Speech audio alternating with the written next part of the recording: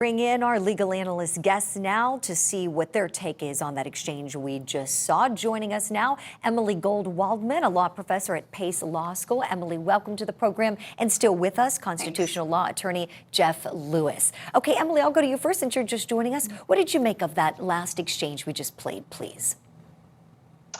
I thought she did a good job of answering that question, actually. I thought that she did a good job of flipping around Senator Blumenthal's question about that the Supreme Court shouldn't be the one deciding elections by saying if the court were to get involved, it would be to effectuate the voters' choices. I thought she handled that well.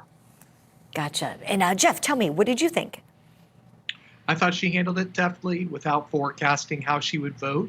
Everyone thinks that this election is going to end up in the courts and is going to end up before the Supreme Court. And she did a good job avoiding answering how she would, or forecasting how she would vote.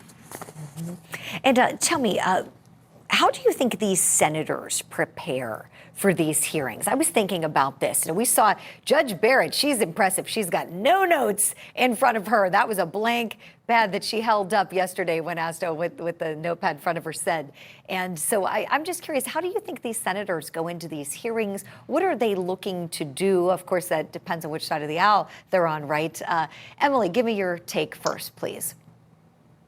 So I would have to assume that they go back and they have, I'm sure they have their whole staff scrutinizing previous opinions. She's only been a judge on the Seventh Circuit for a few years, so at least it's not a ton of opinions to go through. So I'm sure they are going through her opinions. They're reading the majorities. They're reading her dissents.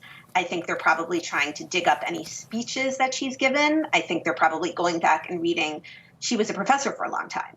So I think they're probably going back and finding her articles, and they're finding things to pull out that they can ask her about. And I think in particular, they're looking probably for issues where she's already gone on the record in some way so that she can't say, well, I haven't thought about that. I don't have an opinion, right? They're looking for something where she said something and then they can say to her, do you still think that? And why do you think that, et cetera? Right. Just like at trial, what we do here at Court TV, covering those trials, and we hear the word impeachment a lot. We love a good impeachment on Court TV. And Emily, that's a great point. They're probably looking for things, documents, and they can marry her to those answers. Jeff, how do you think they go through this process? What should they be doing when they have to approach someone who's going to be perhaps the next justice of our highest court? Well, the first step is to understand your audience. And the audience for these senators is the public, who is voting right now in an election. They're not actually looking to persuade other members of the committee on this vote. So they are having their staffers look for sound bites, for quick things that could be pulled out and asked to influence votes in this presidential election, to highlight the differences between the parties and to use this confirmation process as political theater. Gotcha. All righty, Jeff Lewis, Emily Gold-Waldman, thank you both so much. You're going to stay put. We want you to stay with us at home. They're still fixing those tech issues. We are watching things in Washington for you. We're going to take our commercial break right now. Stay right there. We'll see you in a few.